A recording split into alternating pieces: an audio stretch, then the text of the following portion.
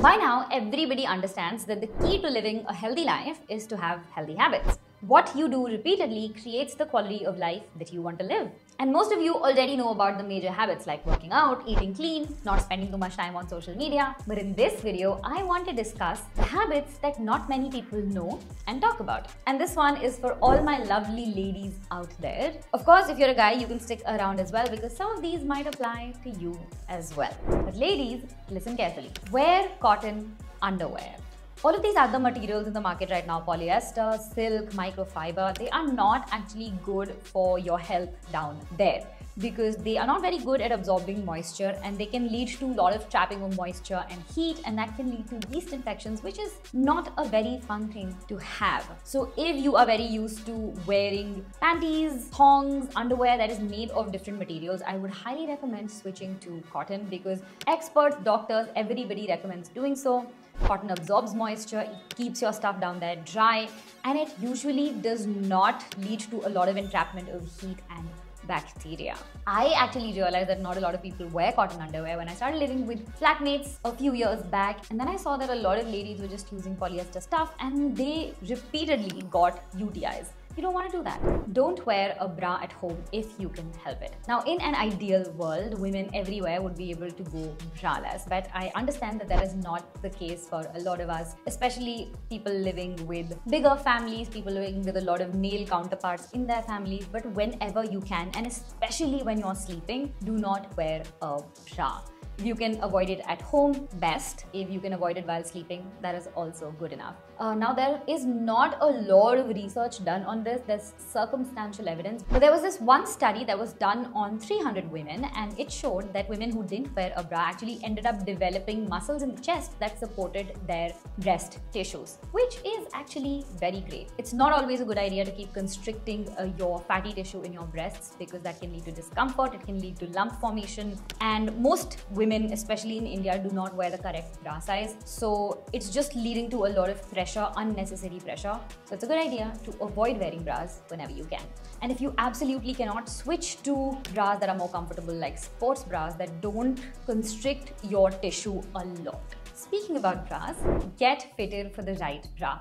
Like I said, most women do not wear the correct bra size, and this is not just a concern from an aesthetic point of view but also from a health point of view. So one idea is to actually measure yourself at home. I'm going to link a video down below that will show you how to actually do this, and you can try doing it at home. But I have found that it is not always the most accurate way because when you're measuring yourself with an inch tape, it can move up and down and actually really alter the results that you get for yourself. So a better idea is to go to a lingerie shop in a mall, something like Hunkamoller, and then ask them to size you up, and they will size you up and tell you what the correct bra size for you is. And once you have that, go ahead and throw out your old bras and buy new ones with the correct sizing. And if you gain or lose weight, that also impacts the size of your breast tissue. So make sure you change up your bra sizes in case that happens. Make sure you change your underwear briefs, your panties, every 6 months. I am surprised by the number of people who don't do this, okay? Now, because you're constantly wearing underwear down there and most people keep circulating between the 2-3 pairs that they have, there's a lot of bacterial buildup, there's a lot of nasty stuff that gets built up in your underwear that you don't want in your nether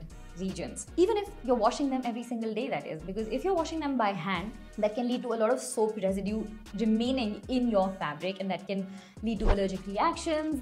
It can just lead to contact dermatitis, which is not something you want down there. And if you're washing it in the machine, chances are that it does not get fully cleaned every single time, which means there's mold, bacteria, fungus, etc., everything like collected in the fabric. So you want to switch out your panties, your underwear once every 6 months at least. If you can't do that, once every 8 months, but nothing more than that. Don't keep wearing your underwear for years on end till there are holes in it, because that is not good and not healthy. Now, moving on from underwear to menstrual health. Extreme period pain is not natural. Mild discomfort during your periods, whether it is pain, whether it is tenderness, whether it is bloating, mild symptoms are okay. They happen because of hormonal changes. But if your period pain is so severe that you can't get out of bed, you can't do the things that you normally do because you're so decapacitated by the pain, that is not okay. Stop living like that. Go get yourself checked. It could be the symptom of an underlying cause like fibroids, PCOD, any other hormonal issue that is just brewing inside of you and you've never realized it because you've never gotten yourself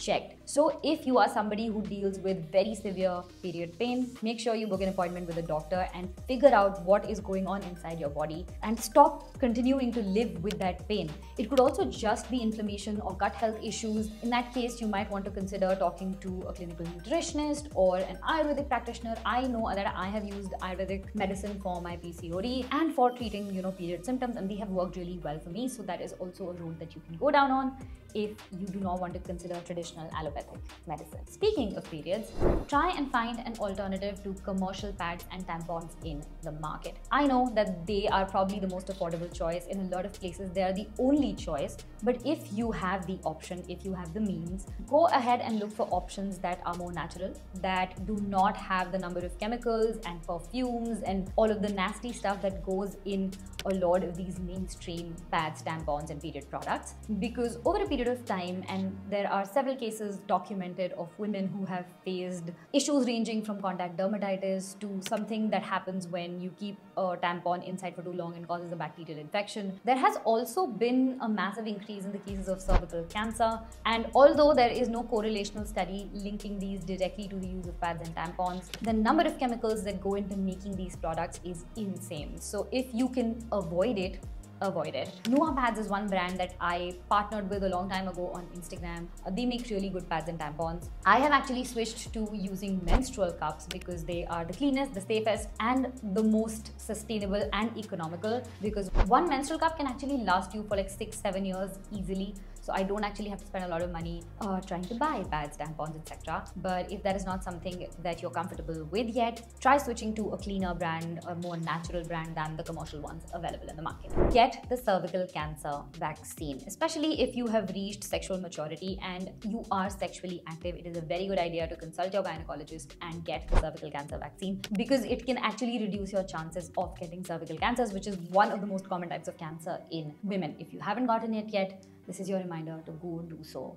now. Speaking of vaccines, the next thing you want to do is get health insurance. As soon as you turn 18 and are no longer dependent on your parents, it's very, very important for you to get health insurance, because as you keep aging, there are more and more health concerns that keep coming up. But if you have health insurance right from the beginning, you can mitigate a lot of the stress that comes with dealing with medical bills, that comes with understanding what your body is going through, that comes with spending a lot of money on checkups, etc. Opt for a plan that has your OPD costs covered, which means that even if you go for a regular checkup, that cost is covered under the insurance claim. So make sure you use a plan like that. And for a lot of people, when you start working in corporate firms, when you start working with any of the big companies, Mediclaim or like medical insurance is a part of your CTC. But if it's not, then make sure that you have health insurance for yourself so that you don't have to stress out about getting yourself treated at the right time.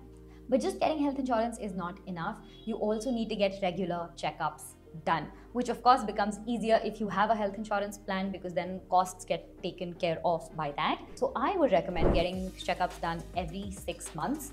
If that is not possible, once every year is mandatory. Things like basic blood work, gynecologist visit, full body scans, anything that any of your general physicians recommend, get them done. Go to the dentist, so that you're on top of your health every single year. The older you get, the more difficult it becomes to kind of stay on top of things. But if you continue to do this one thing, and if you turn it into a yearly ritual or a habit, you are a lot better off because of it. If there is something that also does go wrong, you are able to catch it very early. So it's a preventative measure more than anything else, and it's very, very helpful to stay on top of your health. Now moving on to the less severe stuff. Stop believing in the sunscreen myth. I am so tired of seeing all of this content around applying sunscreen every single day. I think I mentioned this in another video as well. As Indians, we do not need to apply sunscreen all the time on our skin. We have naturally high melanin production, which means our skin is generally darker in tone. This entire concept of applying and slathering yourself in sunscreen all of the time comes from the West, from the Caucasian skin tone, white people basically, because they have very low melanin in their skin, which means their skin naturally can't protect them against the UV rays of the sun. So yes, when you're stepping out, do apply sunscreen. It is beneficial, it protects you from harmful rays. All of that jazz is important, but you don't need to apply it when you're sitting indoors. You do not need to apply it right in the morning as soon as as you wake up. And it is not going to kill you if you miss applying sunscreen, once in a while. Most people today are suffering from a vitamin D deficiency. So if that is also something that is a concern for you, applying sunscreen is also preventing you from absorbing vitamin D from the sun even further, right? And also, most of these sunscreens are made up of very, very heavy chemicals, toxic chemicals. It actually increases the toxin load on your body. There are studies done now that show that a lot of the chemicals that go into these skincare products also disrupt reproductive health, might be the underlying cause of PCOD, and some of them contain carcinogens. So yes, don't go crazy after sunscreen. Apply it when you're going out in harsh sunlight. If you're not, it's okay. Indoors, you don't have to apply it. And even when you're choosing to apply it, opt for cleaner brands, opt for brands that have clean ingredients, that do not have a lot of toxic chemicals.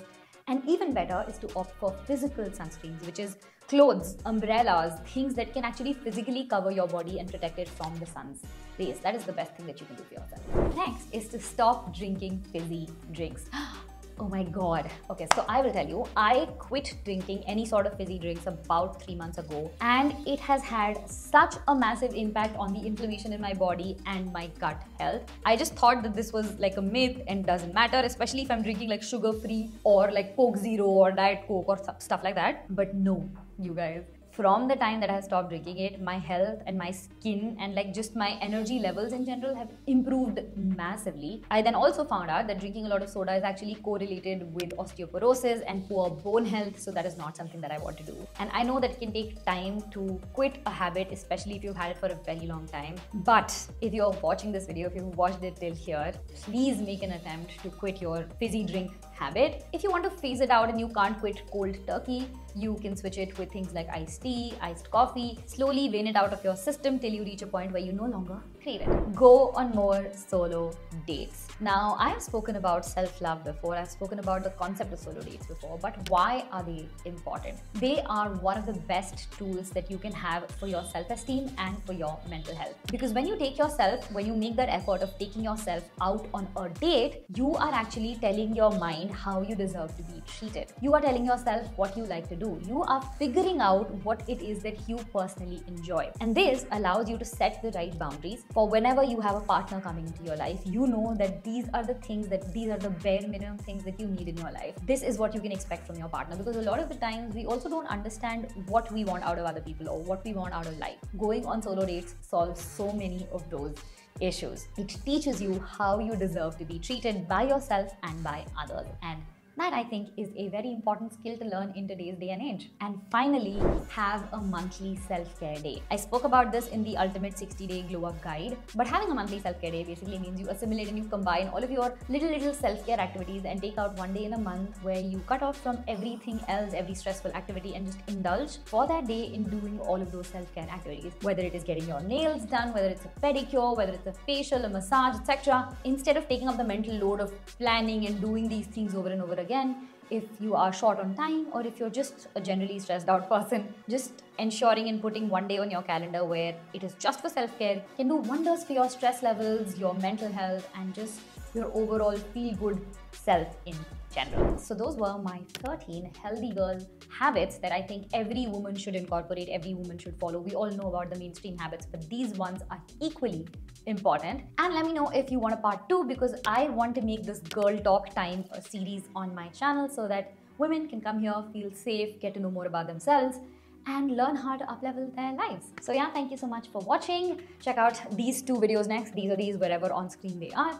And I will see you guys in the next one. Bye!